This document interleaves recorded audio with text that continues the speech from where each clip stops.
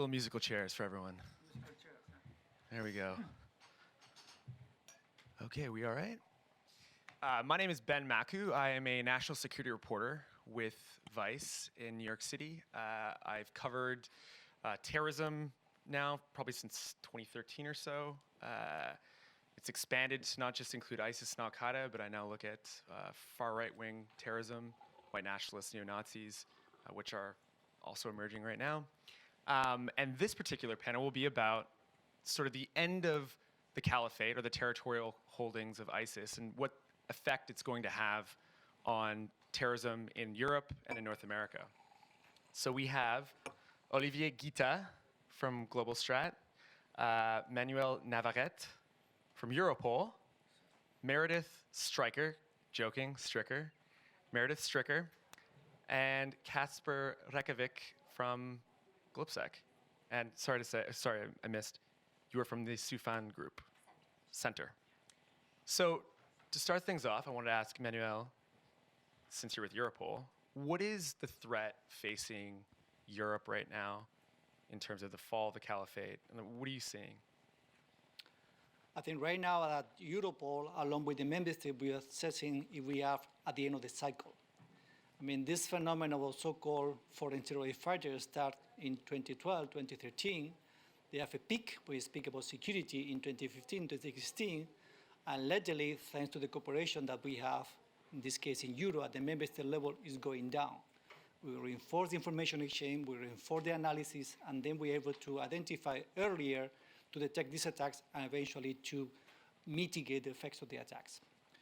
Right now, we are facing how this is impacting the fall of the physical caliphate, what's the threat evolving from the groups that we had before, the dispersion that we have seen now in Iraq and Syria, and also in the north of these countries. And in the meantime, how live is the virtual caliphate?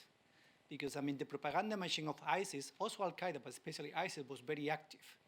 One of the evidence that we have that still can try to regain some activity and to provoke some attack is connected to the social media propaganda machine. This is why we are looking into two different dimensions. One is the physical caliphate connected to foreign fighters, connected to radicalization and incitement of provoking attacks inside European Union territory. And in the meantime, how live is the virtual caliphate in order to mitigate also the actions coming from this propaganda machine in order to provoke attacks in the European Union soil. I want to ask Olivier a question about, I mean, you've been involved recently discussing how there's going to be a lot of jihadists coming out of prison in Europe. Right. What effect is that going to have?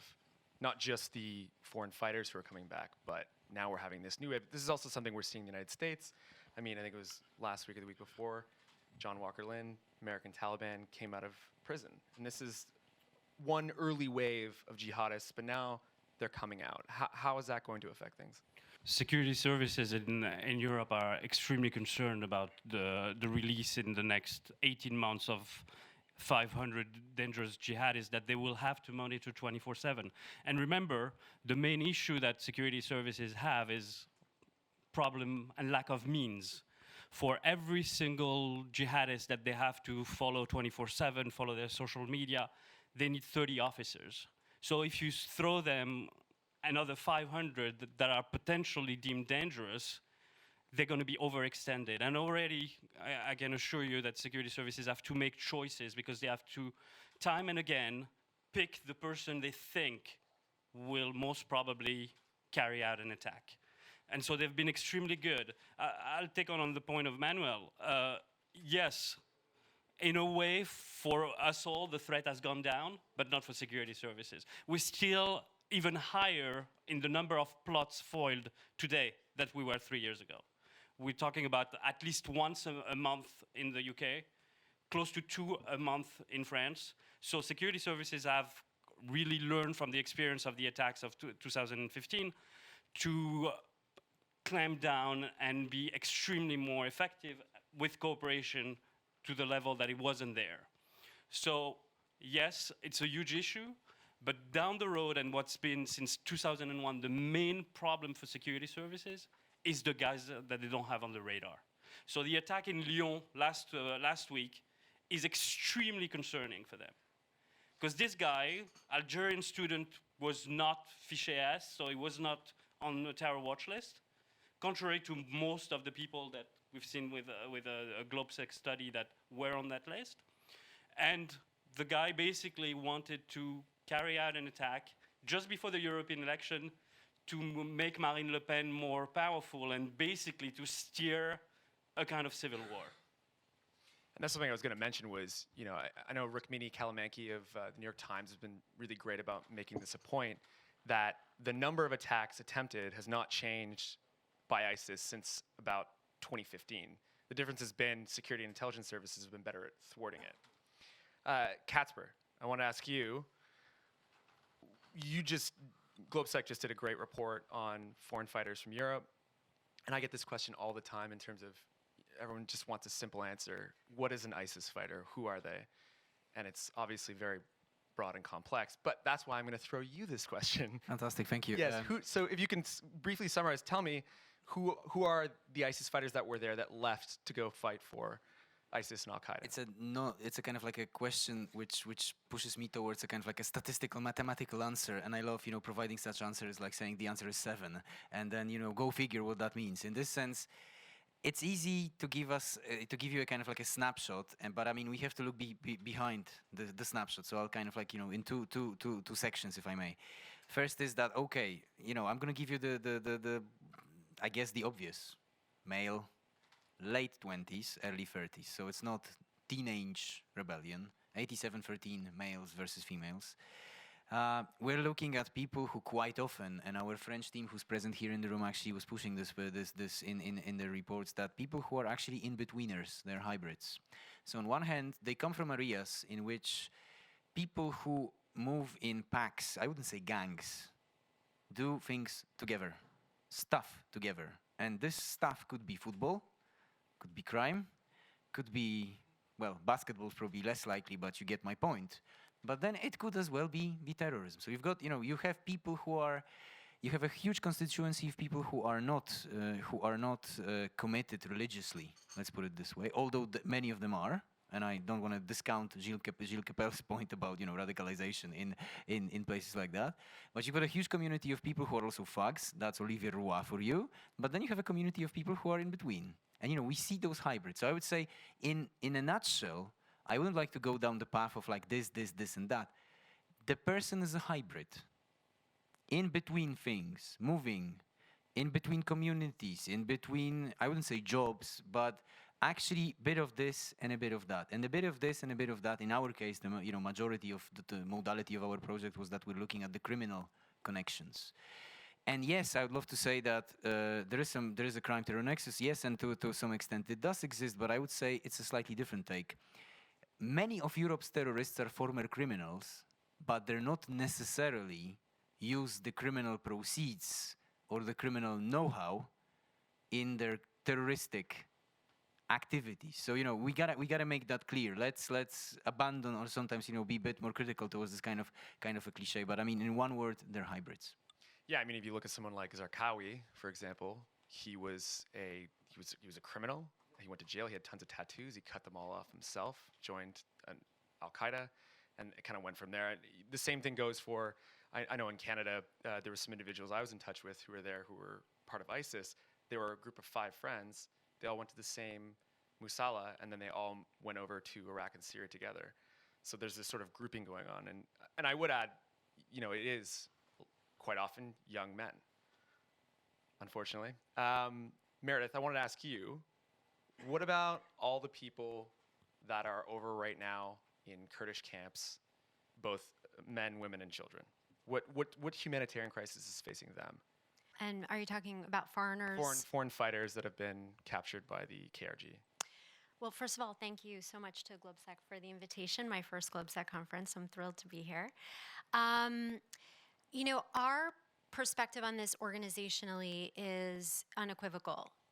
States need to repatriate their citizens. They need to take them back, and they need to arrest them and or provide services to them because that's their responsibility. These people are their citizens. They're being held in unstable prisons or camps that are prison-like. We have a generation of children, many of whom haven't been to school in, say, 5 years. And so this is a humanitarian issue, but it's a security issue. Because if you leave those people there, if they're not tried in a kangaroo court in Iraq that may or may not actually be accurate about what they've done and sentence them to death or to something else, I mean, it's possible that they're getting a fair trial there. It's unclear, but for the ones held in Syria, not only are the SDF not a government that can actually adjudicate, any of those claims, but we are reinforcing the narrative, the incredibly powerful ideology of you do not belong, which is, and not to put too fine of a point on what Kacper said, but there must be a sense of belonging that was absent for that pilgrimage to take place in the first place. So the long-term solutions are complicated, they're expensive, they're labor-intensive, they don't fit into an election cycle. It's a really hard political sell to take people back, but it is necessary for our security. So I'll just say quickly, many of you may know that Osama bin Laden's citizenship was revoked. He wasn't allowed to go back to Saudi Arabia, and he formed Al-Qaeda in Sudan. And many of the original cadre of Al-Qaeda were people whose citizenship was either revoked or they knew that they would face death if they went home, so they didn't go back. And so we see that creating citizens of the Islamic State is what we're doing by not taking our citizens back. Yeah, I mean, you had that whole Egyptian contingent, Zawahiri. This was somebody who couldn't go back to Egypt. They all went and made it a much more violent organization because of it. One thing I wanted to mention to the audience as well is you don't have to just listen to me ask questions. You can ask questions on Slido, so I'll be taking them throughout this discussion. One thing I wanted to open up to all of you, now that we've sort of established what the issue is, what are we supposed to do as a society and governments with A, the returnees coming from Iraq and Syria, and B, the wave of jihadists that are coming out of prisons across Europe and in North America? And feel free to jump in. I just want to take on Meredith's point on what could happen if they're repatriated, because obviously in Europe, the sentencing is not at the level it is in the US. So if you arrest someone for terrorism in France or the UK, you can sentence him to 5 years in jail. Within 2.5 years, he's out for good behavior. This doesn't happen in the US. So our legal system is not ready in terms of welcoming those people and sentencing them enough for our security services to be able to face them. Because if we were to repatriate whatever numbers, the 500 figure that I told you would swell to 1,500, and our security services can not have that. To go on your second point, and what I think is critical in terms of the threat is that, unfortunately, it's very difficult because it's a big machine for government to move from the threat of foreign fighters, of returnees, which security services focused so much and didn't really happen the way they expected it to happen, and the problem that we have in the larger society of potentially people just alienated in our society and going and saying, look, I pledge allegiance to Abu Bakr al-Baghdadi and I'm going to go into a cinema in Paris and kill 15 people. That's the kind of thing that we're seeing, and that security services have switched from the foreign fighters issue to people like this where they have a difficult handle. Last point that I want to put to you is that in our misfortune, we've been extremely lucky that the wave of jihadist attacks that we had in Europe were done by amateurs. Because whether you think that they were extremely well trained in Syria and Iraq and it was the cream of the crop, you look at all the major plots that were successful, from Charlie Hebdo to the November 2015 attack, to Brussels, to even Barcelona, they basically screwed up their plan. I mean, you look at Charlie, they didn't go to the right building at first. They didn't even know where Charlie was. You look at the attack in November 2015 in Paris. They wanted to blow up in the Stade de France, in the football stadium. They didn't buy a ticket to get in. And then the suicide bomber blows himself right outside. He doesn't wait for all the people to come in to kill more fatalities. So I think that the next step is, as we will discuss, the nexus between Islamic State and AQ, Al-Qaeda. The main thing has to do with something extremely powerful in terms of what could happen. And for the first time, MI5 have said that there's a 5% probability that we will get a chemical attack in London. For them to say that is a huge hurdle. And I think that we have to be thinking about what the next step will be. But I guess one question I have is increased sentencing really going to help when we know that a lot of radicalization and a lot of creating these stronger ties between jihadists happens in prison? Right, so that's the second conundrum they're looking at. So there were experiences in the UK and France of segregating the people that were sentenced for terrorism so that they don't radicalize others. It's a mixed bag in terms of what happened, because what we had in the past 12 months, if we had in France a lot of radicals attacking their guards, and you had that kind of issue that basically just foster this kind of violence. And at the same time, the prisons are full, it's very expensive, so there needs to be a way to tackle this issue, but you cannot let those people roam free. Meredith, I could tell you wanted to jump in. Yeah, I would just not disagree with anything Olivier said. A, because I think that's just a good policy in general, but B, because I think that that's all right. I do think that also, and if you're looking to interrupt the cycle of violence, you do have to do something that seems difficult, and it's certainly not politically expedient. It's just that the idea that they will either stay in prisons there, they will somehow, the Iraqis and the Syrians will figure this out. They've been asking, the figures that the Iraqis have asked for to keep foreigners in prison, it's $2 billion or something like that no one is willing to pay for, interested in paying for. Are they going to keep them there indefinitely? They'll get out of prison someday, and then what? So do we think they're going to be further de-radicalized in those prisons? And when they get out, why wouldn't they want to commit attacks against the countries that didn't take them back? Further, if they're not kept in a secure prison and they exit to another country, they could pick up the phone and easily connect with a cell that's back in their home country and facilitate an attack that way. They don't need to be physically in the country to facilitate that. So there's that. But largely, and this could be an entire hour in and of itself, but disrupting the cycle of violence, keeping prisoners there, keeping foreigners there, keeping children without services, without vaccines, without enough food, without education, all we are doing is creating the next generation of the Caliphate. Kacper, I could. Yeah, quickly, if I might jump in on this point, because I'm glad that Mr. Navarette will speak last on this, because we're not answering to any bureaucracy or organization, and we're giving advice, and then you have to deal with the reality. So we can kind of freely express opinions on that, and I'm happy I can do that. So I'll say this. I always got the impression that counterterrorism, we cannot talk about this or that this is what we're going to be doing this year, and we're going to move on to something else next year. That was one of the secretaries in the Northern Irish secretaries who was saying, okay, now we're going to start shooting IRA people, and we're going to be shooting more than the previous government.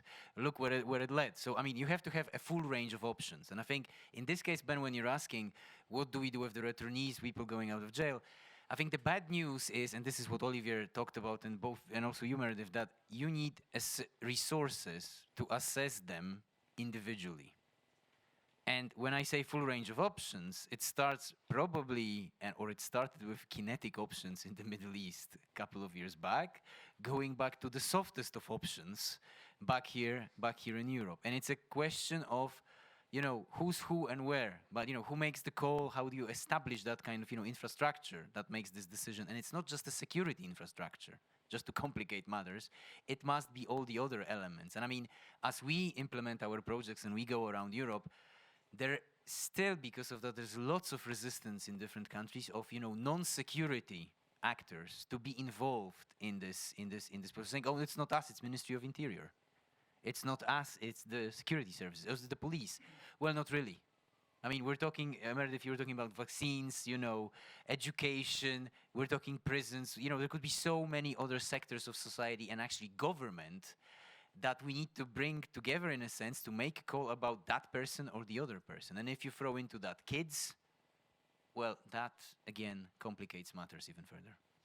And a lot of this is sort of shrouded in top secrecy in some ways. And I mean, that's sort of the heart of this conversation I think we have to bear in mind is that, you know, returning jihadist fighters, this is actually not a new phenomenon. We've been dealing with this since, you know, time immemorial. And also there was a high profile event of it in the 80s with the Mujahideen in Afghanistan. So this is something I think that's much more nuanced than just to throw one solution at.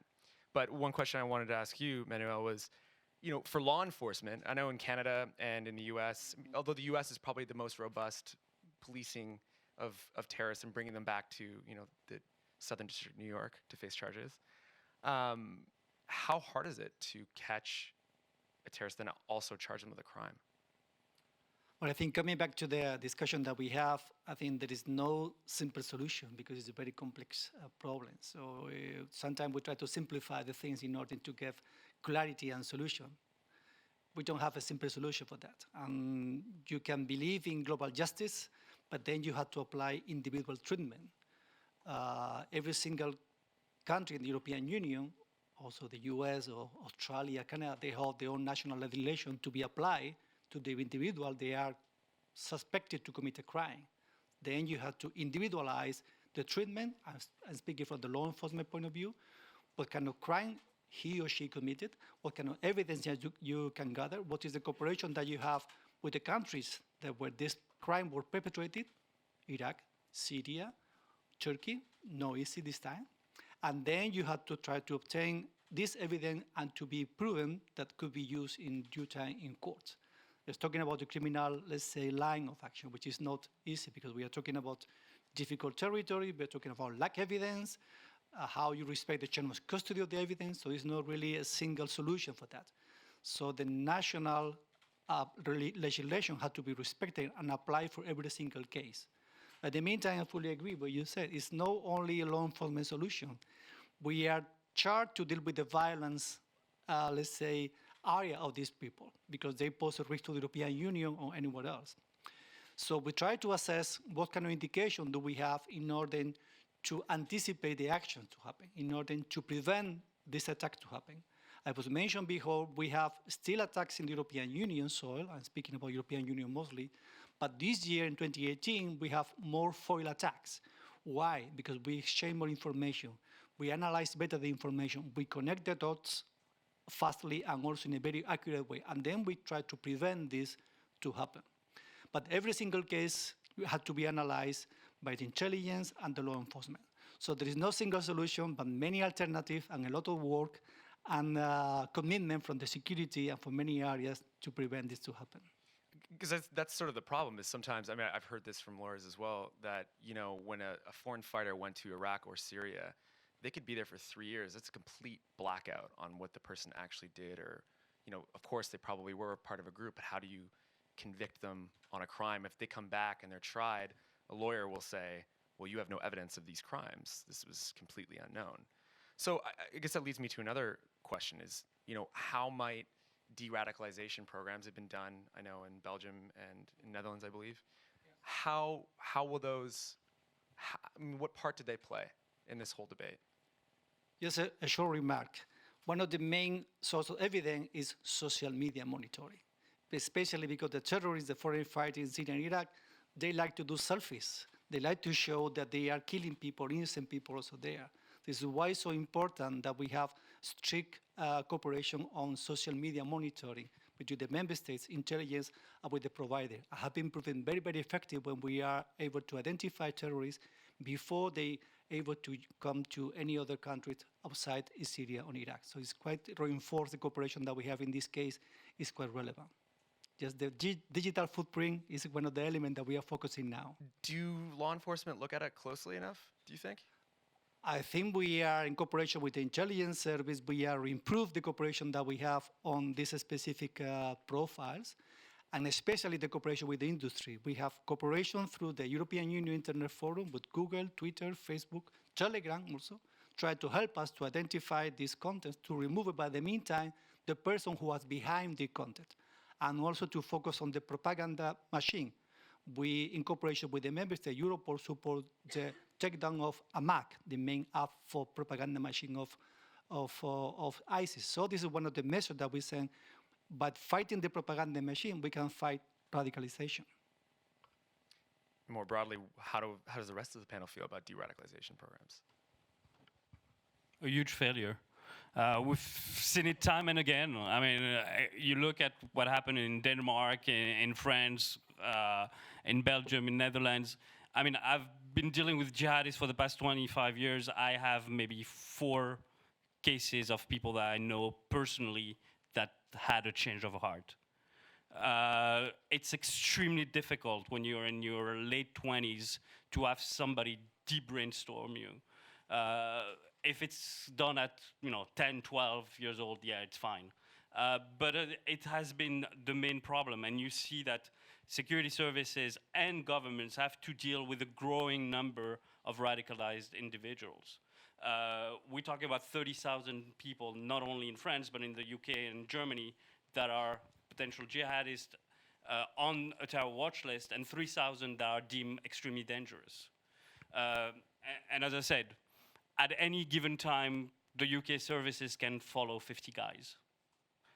So we have a huge problem when it comes into getting budget to also education, social, but also to security, because you see when there's an attack, politicians would blame the security services, the police, but they're not giving them any means that they would need in order to fight off. So time and again, we have to see how much of radicalization happens, but also what's happening within the communities in terms of conspiracy theories, for instance.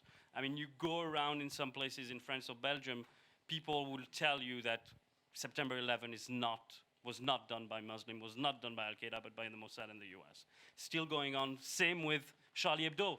They say, look, of course it's the government. How could the Kouachi brothers could have been so stupid to leave their ID papers in the car? It proves that it's the government. And so this part of the radicalization process is what worries me, and it's what's building the idea of the far right coming in the picture, and building over that, and the potential of putting communities one against the other, and the potential of a civil war in 10 years, 15 years, 20 years. I actually had a former Al-Qaeda fighter from the US who fought in northern Pakistan on the border of Afghanistan, and he was a 9/11 truther, or is a 9/11 truther. And I was like, what? Of all people, how do you think that, how do you think that way? But I think you're right, there is a lot to do with disinformation that is important in the radicalization process. Go ahead, Meredith. Well, I think Olivier brought up a lot of really important points. I would say that rather than talk strictly about de-radicalization, I want to bring it back again to this idea of prevention. I don't know what everyone expected. We have such a great full room, and that's wonderful. It says there's a lot of interest in this topic, but I think if there was an idea that there would be a silver bullet, that we'd be able to say what to do or how to do it, and that would be simple, or it's impossible. There is no panacea. My organization is founded by a former FBI special agent, so law enforcement is something we talk about and think about all of the time. That doesn't mean we don't think about and talk about prevention. And so if we don't want to play whack-a-mole with all of the radicalized individuals that Olivier is talking about and that Manuel is talking about, the only way to think about it from my perspective is to be talking simultaneously in these conversations about prevention. And that is a whole of society approach. That's about inclusion, that's about countering the ideology. It's a really important, nuanced, complicated conversation, but certainly there are some areas where we could start to have agreement, like children. Even if you can't agree on that we'd ever de-radicalize any adult male, you know, the fact that children are wallowing in those camps, I mean, it is creating the exact problem we claim we're trying to solve by having them there in the first place. So I think as an international community, and I know there's a lot of talk about tribunals and whether or not there could be, personally, I don't think that would work. You know, the United States getting on board with ideas around capital punishment with some of the European states, we execute minors in the US. I mean, there's no way we're gonna have, I'm not advocating for that, but there's simply no way we'd have like a universal idea about how to try and punish people. So I think that that's dead in the water. I think it's a silly idea, but I understand the intention behind it. But there have to be some places we can agree as an international community. I would like to think children is one of them. And I'll come back to Olivier's point, if I may. Olivier doesn't like de-radicalization. I have problems with some people who write about de-radicalization, because I'm old enough to remember when the business started. You know, it's 15 years ago when Horgan and Bjorgo published their books, Walking Away from Terrorism, you know, disengagement. I prefer disengagement, because it's kind of easier, let's say, to accomplish, to say that I'm no longer going to fight. I can still be the radical that Olivier mentioned. And I remember this started 15 years ago, and this whole cycles of expertise, academia on terrorism studies goes into this kind of fashion. Foreign fighters is the one that is still there, and I'm to blame for that, by the way, because we serve these waves. But the wave of de-radicalization, which is, you know, pretty old, like 15 years or more, it's still holding. And we still, as Meredith said, we cannot figure out the kind of the lowest, kind of the low-hanging fruit. And we can, what works, what's, you know, what's applicable, what can we all agree on, and, you know, don't just argue about definitions and things like that. But this business is still out there. I think John and Tore kind of like moved on probably after those 15 years, and they look at this multitude of people still fighting over as if in a medieval battle over this terminology. So I mean, I find that curious, and there's some quite good minds in the business, yet we still, you know, fight over the same battles again and again. I think prevention seems to be the name of the game. And one thing I think a lot of people can agree on is that individuals who were part of these groups, who do come to the other side, they tend to be very powerful voices in the radical societies where some of these fighters have come from.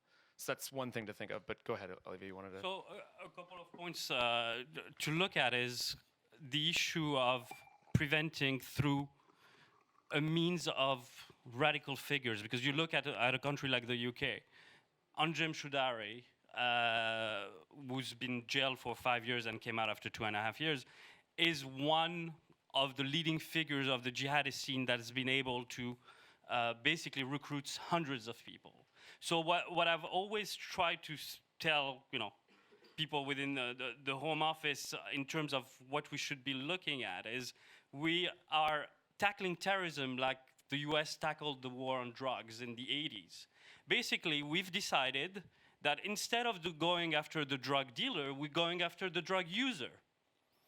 And the main problem with terrorism is the guy that is basically brainwashing in his mosque 200 people that are going to end up in Syria. And that guy never goes there, never dies there. He just pushes people to blow themselves up, and he lives freely in our countries. So that is one of the aspects that we should be looking at in terms of counterterrorism, is to go after the preachers of hate. I'm going to turn to some audience questions. Slido.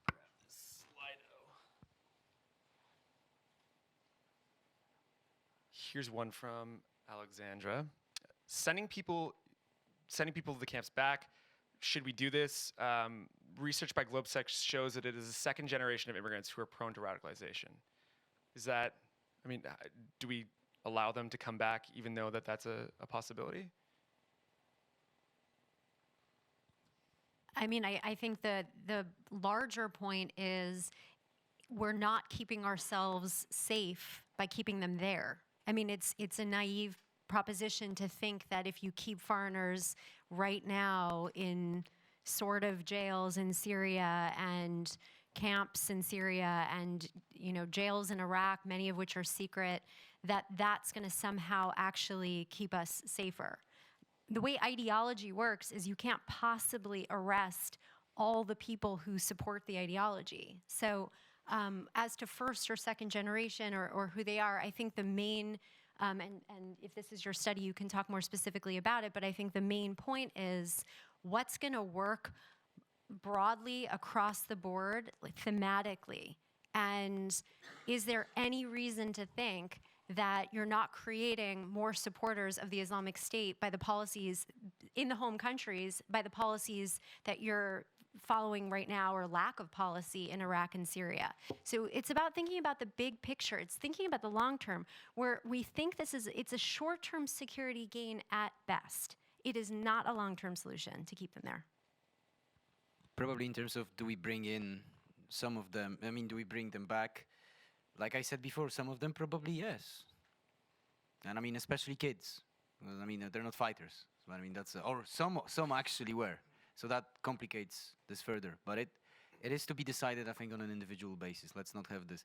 You know, we have to also understand the implications that, you know, if Iraq, for example, sentences, and it did already, these individuals to death, and there's already a human rights pushback, which I treat with a bit of irony, you know, in this situation, that okay, but these are, you know, citizens of our states. We should have the capability to actually process them through our, you know, through our system.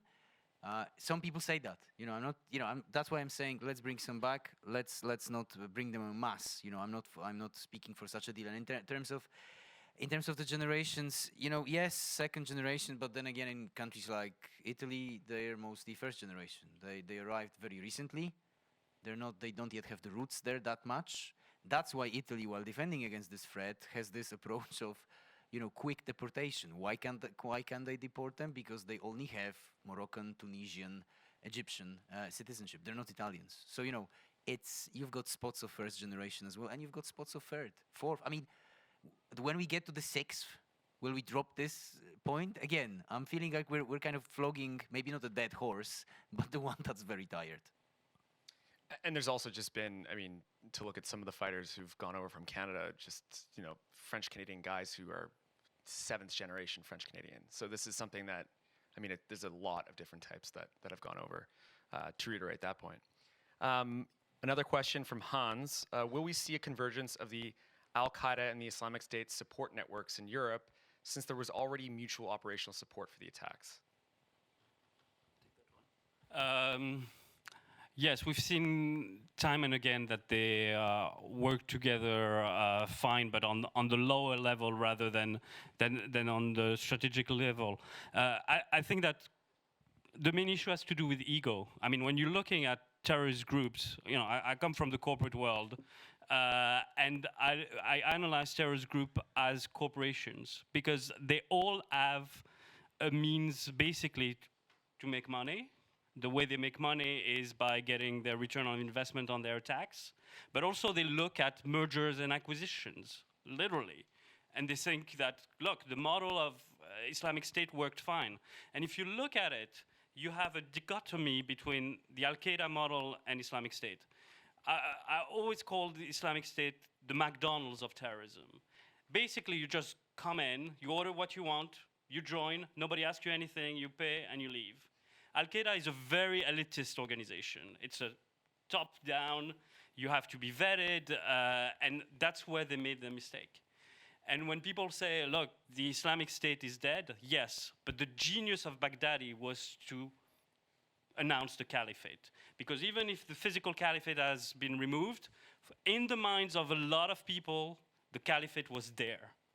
And Al-Qaeda was never, ever thinking about getting and announcing the Caliphate until they would rule all over. So yes, we've already seen that, you know, some of Al-Qaeda members have moved to Islamic State, but on the lower level. In terms of the ego of the leaders, this will never happen, the kind of merger that we can see in the corporate world. Yeah, very briefly to complement what you said, I mean, we cannot assess that this group, they are like an army. They say, okay, people from Al-Qaeda on the left, people from Islamic State on the right. It's not working like that. I mean, at the end, there are different models of terrorism. They have different motives. They are aiming somehow different targets, but at the meantime, they are sharing some common points when we speak about terrorist causes and terrorist activity. Some of the groups that they were initially labeled as Islamic State, now they became affiliated to Al-Qaeda, and the other way around. So there is a communication, because at the end, they are a local adaptability. And now, as you say, now we see, especially there is a controversy on social media that Islamic State Caliphate, virtual Caliphate, is going down. They have not the capability to export more propaganda. They are not really able to export this wonderful image that they have killing people. So they are going down, and Al-Qaeda still remain. So now Al-Qaeda leaders say, so who was wiser? It was you that you was selling McDonald's, or the one I was selling terrorists of quality, who is now still standing up? So, but this is not helping the security. So because we have a competition with the terrorists, which is never good for the security. This competition breeds stronger outcome. Well, I mean, also, that's the thing too. I don't think ISIS is not gone. I mean, they're in Congo, new place that they've recently done some attacks, and it was interesting for the people who watch, who are like us, who watch terrorist things closely. When you had the image of Zawahiri whenever he crawled out of wherever he is and would say something to a camera, he just looked so boring and just not very flashy. And then all of a sudden you see a ISIS video, and it was like a first-person shooter video game, and just sort of completely shows the two differences and the approach of the groups, albeit they are very similar. Is ISIS rethinking its strategy in Europe now that its fighters are captives in Iraq? If I may, Ben, maybe just on the previous point as well. I mean, it's a controversial thing to say on stage at GLOBSEC, but let's give more credit to Mr. Zawahiri, because he's been in the business for 50 years. And, it's kind of, I know books are passé, and, glasses are passé, and, but you kind of like, he's been around for 50 years. He's been, he's the one shouting from the cage in early 80s in this trial, and he's still there. I don't know if he commands 5 people or 500 people, but, is there, in terms of maybe just coming back to, these questions are interconnected in a sense, the strategies and Al-Qaeda, ISIS, I think I get a sense that I'm probably too old to study this, because for young people it's easy to kind of shift allegiances to kind of like, in a postmodern world. And I can't, if you're left, then you cannot be right. And when a question is Al-Qaeda, ISIS, as we heard, it's really a flow. I mean, when I spoke to a guy far left who fought in Ukraine on the pro-Russian, let's say, separatist side. And I spoke to him, said, hey, there were French neo-Nazis next to you in the trench. Did you have a problem with that? He says, no, I mean, absolutely okay. Far left, far right, we're together, and we're going to shoot at the real enemy. I mean, we can discuss who the real enemy was. And I think it applies to other ideologies in this sense. And whether, the question, the Iraqi segment, are they changing? Of course. Because I think, Ben, it's a fantastic, it's a recruiting sergeant in a way that you've got stories of people who are now in these camps, who are mistreated by justice in Iraq and Syria. They're Europeans, and I would love to see a study on how that plays in the European fanboy, so to speak, networks of ISIS. Is this resonating? So it's no longer a glorious story. I went, I fought, and I won. It's a story of failure. It's a story of oppression. It's a story of like, mistreatment. I'd love to see a study on that. Yeah, I mean, there's a guy from Canada who I remember I was texting with him when he was fighting for ISIS, and he was always, out of all the people I spoke to, he was like the person who scared me the most in terms of, I knew he was involved with some really serious people who were fighting there. Anyways, then fast forward 4 years, and he's begging to come back, and he's renouncing the whole thing. He said, I was misled. But then, I mean, if I'm security services, is he telling the truth? Is it right? But he switched his allegiances just like that. And it was always the person I thought who was the most hardcore. So, I agree with you. One question that on the extreme right wing in Europe, and I want to modify, because I think it's an important question I think we need to address here as we're talking about the threat of terrorism in Europe and in North America. And we like to focus very much so on Islamic extremism. But, you know, through my own reporting, I'm seeing the way that, you know, these far-right groups are mimicking Al-Qaeda and ISIS, both in propaganda and in structure. And they're now, you know, we saw a very horrific attack by an amateur in Christchurch, New Zealand, that was very effective for their movement. I mean, how do you see both the threat of ISIS and Al-Qaeda and the far right in Europe? Do you see them as similar? Well, I think that, you know, Kacper's been studying this a lot longer than I have, but no, it is certainly something that we are looking at, the ways in which the networking is quite similar. I would just say, you know, to sort of tie something I wanted to say before to this, for people on the ground, for people who are joining up with these different groups, sometimes it's a matter of expediency, especially in a place like Yemen or in the Sahel, where depending on which group, you know, gives credibility to your struggle, you sign on with their ideology. I don't know that it's vastly different than what's happening in the white nationalism, neo-Nazi, white supremacist space. I think, you know, that we are certainly seeing the ways in which ideology, first and foremost, regardless of which ideology you subscribe to, if it's an extremist ideology, it's attracting the same kind of person. And so I think that in terms of something that my center is working on is a mapping of the ways in which the networks between the global jihadi movement and the white nationalist movement are similar. But I think that we can also say that that it's a space that in the United States anyway, we're trying desperately to have government look more carefully at, because you talk to any FBI, I mean, they are out on this 100%. The threat is domestic terrorism, and by that they mean white nationalist and white supremacist, overwhelmingly by the numbers. And they testify in Congress to this effect. There was recently in the House Foreign Affairs Committee, there was a hearing on international terrorism where for the first time they wanted to elevate the threat of white nationalism along with Salafi jihadism and Shia terrorism, to make sure that the US government is looking at them all as a serious threat, both to the United States and globally. I'll just say, you know, in terms of, I'd love to ask Manuel this question. Like, you know, probably you will not put a percentage on this, but you know, you have the Counterterrorism Center, and is this creeping up? You know, if you could break it, okay, so that much time is on this, and that much time is on the other guys, whoever they are. Because I mean, I think we're sometimes dumbing it down when you say white, you know, far right, neo-Nazi, because it's such a mess. It's so postmodern. And you know, some of them would probably be offended by being called far right, and the real far right would be offended that they're called far right. And you know, it really goes in circles. But I think, let's be honest, the classic of the genre, Bruce Hoffman wrote that, you know, far right guys in terms of terrorism, they were actually the ones who implemented first certain innovations. We talk a lot about social media for ISIS and the usage of, you know, internet and na. Well, these guys were pioneering this when hardly anyone had a computer. So, you know, you're looking at an adaptable network which does not have those standout organizations, or maybe it does. Atomwaffen Division in the United States. So, you know, it's no longer just individuals.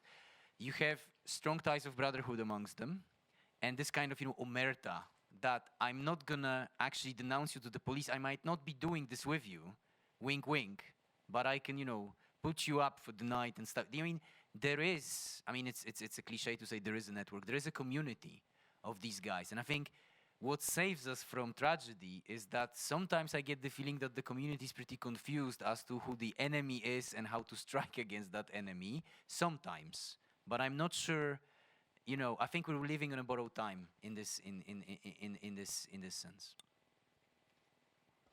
I pretty much agree with what you said. I mean, I think we are talking about two different phenomena, violent phenomena, but logically, the intelligence service the law enforcement, the judiciary, and therefore Europol is focusing on the more aggressive one.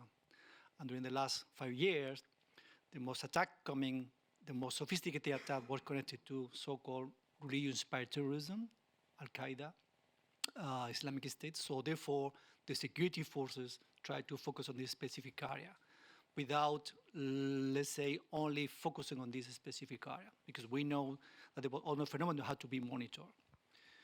The activity connected to so-called violent right wing, we have observed an increase during the last years. It's not comparable what we have now connected to the religion-inspired terrorism, but it's true that we have more cases and more action come from the member states to identify this threat and to mitigate the threat. But the profile is different. They are most isolated people. They can become quite sophisticated. And in the meantime, they are imitating, as you very well said, some of the dynamic that we have seen in Al-Qaeda or Islamic State. You see the attack in New Zealand, where they were broadcasting live the attacks, killing the people in the mosque, but also they prepared a manifesto as they're connected to the Templars. So there is some similarities, even to the case that we have a few years ago, Breivik case. So there is a imitation game on this specific phenomenon because they see as a reference to commit the attack. But I think we are talking about two different phenomena, but at the meantime, they are receiving treatment from the law enforcement, intelligence, and judicial. So it's true they are not at the same level, but they still are focused. They are one of the area of activity of the counter-terrorist activity in the European Union for sure, and also in the US. Yeah, it was yesterday I saw on a social media site that frequents a lot of white nationalist terrorists, or white nationalist terrorist groups. There was an image of a guy in Norway, had a knife, pointing at this thing called Siege by James Mason, which is, something else that's, they have Bibles too, like manifesto Bibles. This is Norway, this is a country you don't really think this is gonna happen in, but it does, and this is something that, and it did. And you getting back to your Adam Waffen point, that was a group that was quite successful in the way that it got attention in the United States, but also has since inspired several different chapters within Europe, both places like Germany, the UK, and also the Baltics. So it's definitely something to keep an eye on. I think it's important that we kind of mention it. I'm going to turn back to another question from the audience. Is the situation in the Western Balkan countries regarding Islam radicalization worse than in other parts of Europe?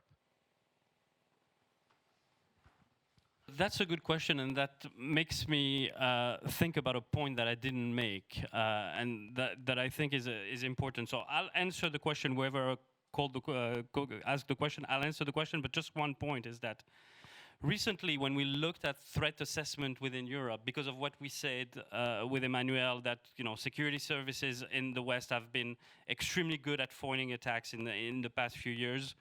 For me, in terms of what I see as the major risk would be, for instance, an attack on Prague.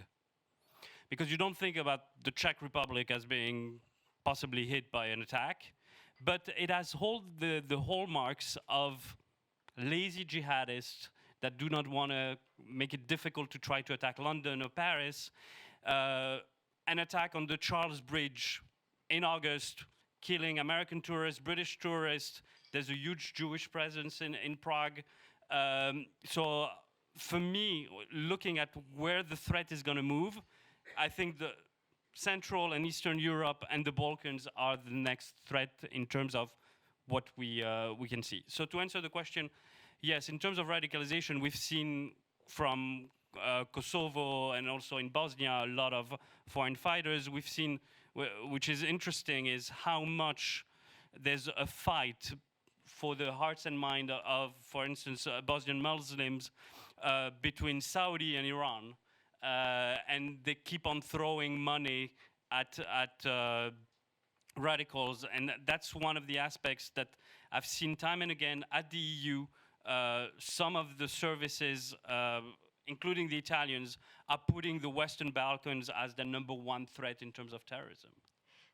But if you're asking people on the ground in the Western Balkans, they're worried about far-right extremists. I mean, they're not talking about the jihadi threat. There is a deep concern about this other problem that we absolutely should be talking about in tandem with this. That, people are very clear about their concerns. We've been doing a lot of work on the ground there, and so it's important to remember that as well.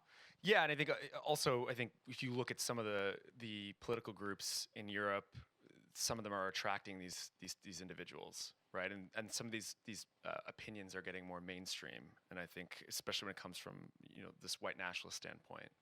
But at the same time, there's also a theater that's had links to Al-Qaeda in the past.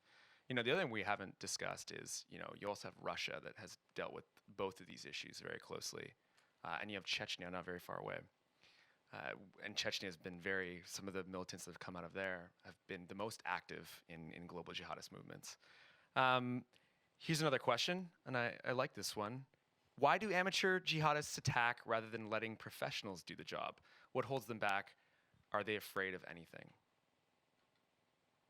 I mean, go ahead, Kacper. You work with what you've got to some extent, really, and I mean that's what Olivier has been talking about. That going maybe back to President Obama's point that this whoever wears the Lakers shirt is not essentially Kobe Bryant, and he meant ISIS, but then okay, and then it was Al-Qaeda and vice versa. So I guess it's a similar situation in this sense. That's the very last line of defense, that they are amateurs, that they're gonna really it's gonna be a flop. But I mean, I always pinch myself whenever there is an amateur, because they're not all amateurs, and some of the things they're able to achieve, maybe not in terms of lethality, some of the things that they were, organizationally in terms of preparation, some of that actually is quite impressive, and really, I wouldn't discount it all.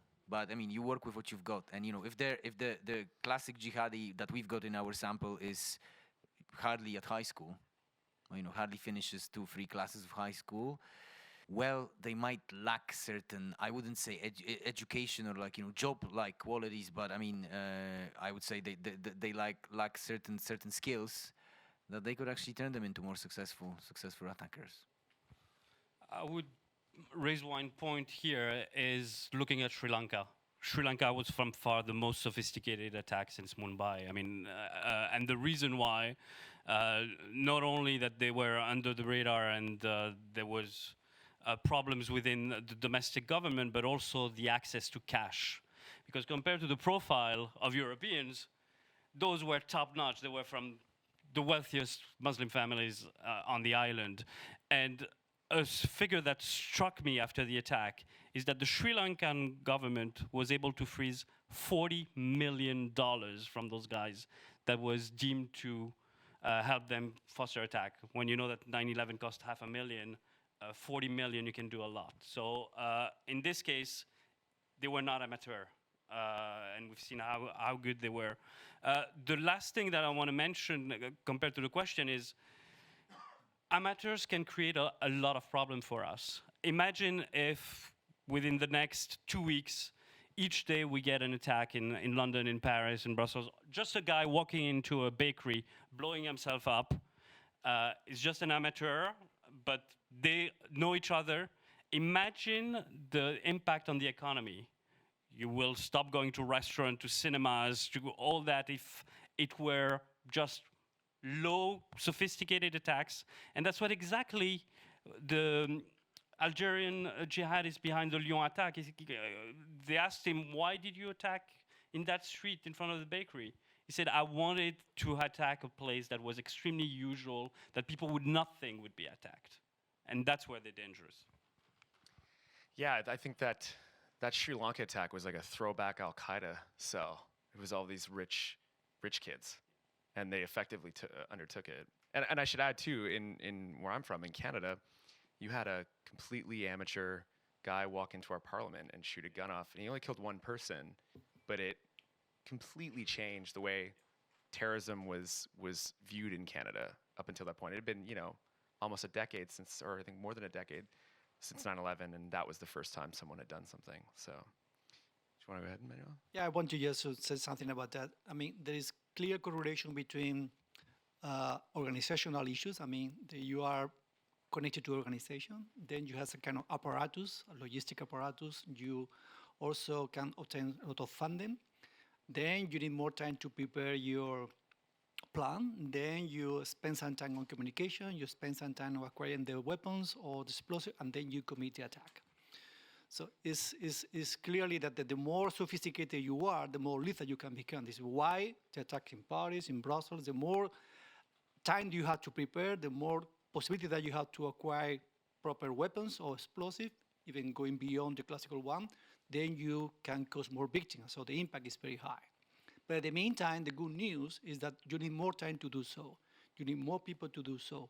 You need more communication to do so. So the chances for the security service to spot this and to deter, delay, even prevent it, they are higher. But we are not in this line, then the consequences are very high. Going in the direction to these individual actors. They are not sophisticated, and they have to be very lucky to commit the attack. But at the meantime, they can be very, very also lethal. You have to remember the Nice case. Like one guy with the truck, and the celebration of the French Day, they killed more than 80 people. The sophisticated attacks, you need time, you need money, you need a lot of resources, you need time. And then you become a little bit predictable. Being predictable, you can be preventable. If you go to the long actor attacks, you need less time, you need less means, and you only want to select one target and go for it. So they are more unpredictable, and therefore they are less difficult to prevent. But this is the equation they are working at the security level. So we'll go one last question, and it's on something I think we haven't really touched on. We often hear individuals are groomed into joining ISIS, terminology associated with sexual exploitation. How useful or unhelpful is this in explaining engagement, or in, I think, maybe explaining how people get attracted or stay? Yeah, no, gladly. Actually, good question. The academic in me and the researcher in me says whatever new take on this could help us in actually understanding the organization and its mode of operation. I wouldn't discount usage of something from a completely different discipline. I mean, I've seen it work. We've all seen it work, or not work as well. Let's be honest. But I wouldn't discount it. Whether actually this one, I mean, I'm not knowledgeable about this at all. I mean, in terms of like what we see, I mean, I wouldn't say exploitation. What we see in our sample is really people having, I mean, it might sound controversial, but quite a lot of them really do have issues and problems in childhood, during their childhoods. And of course, this is just one variable. There's so many others. But, broken homes, traumas, even, kind of like some kind of traumatic in their mind, quite often, situations from school. I'm not saying that this should be the compass for us now, but when you see a lot of stuff like that, and there's a book on that coming up, that basically if you're from a kind of like an abusive home, then you are more likely to become a terrorist. That, I mean, I'm dumbing it down. I'm not gonna advertise the outer. As I'm saying, this is just one variable. But if you see it, if you use this one and many others, there might, but I just say might, not may, might be something to it. Yeah, and I would just add to that. I mean, maybe vulnerable to manipulation is how I would put it, as opposed to exploitation. And there's going to be, I think we were talking about this last night, but there's always going to be a percentage of people who are drawn to violence. No matter what you do in the world is a violent place. There will always be violent conflict. I think one of the main mistakes that countries have made is to present to their citizens as if they can keep them completely safe all the time. It's just untrue. It's simply not true. So, and we were talking about this. Olivia, you said something about security services don't get credit for what they do. And I did say this last night. When we get asked by governments in ad hoc conversations, well, how do we convince our population to do, that we need to take people back, or that we need to, engage in preventative activities? I say, I understand how difficult it is for you, because if you make a mistake, if you screw up, it is on the front page of the news. But for all of the wonderful things that you do, for all of the things that you prevent, it's not on the front page every day. So to bring it back to this particular topic, there's always going to be violence. There's always going to be people drawn to violent conflict. But the opportunity to join a global organization that's, presenting itself as an antithesis to corruption and to American domination and all of the other winning strategies that ISIS especially has had, is a new opportunity. We can compare it to the Soviet jihad. We can compare it to a lot of things. There's been nothing on the scale of this that the world has seen in modern memory. And so it is very complicated, and maybe this is a point to end, but that's why the solution is so complicated. When people talk about, oh, well, let's take lessons from gang violence and let's use them in de-radicalization or in thinking about how to deal with ISIS fighters, or let's talk about what happened with the FARC in Colombia. When you talked about children, nobody would suggest taking child soldiers who fought with the LRA in Uganda and locking them up in a prison for 20 years. That wasn't the global conversation. But what it means to be part of ISIS in the minds of people is so different that it's impossible for us to sort of use the old formulas in how we think about them. That's a good way to end it, because I think for the first time ever, once ISIS came into the game, it was like it became synonymous with evil, like Nazi regime was, even more so than Al-Qaeda, which is there's some sort of cultural phenomenon that happened for that to happen. Well, now that we've solved all of the world's de-radicalization, jihadist problem, terrorism problem, I think it's a great time to end this panel, and thank you very much for being here.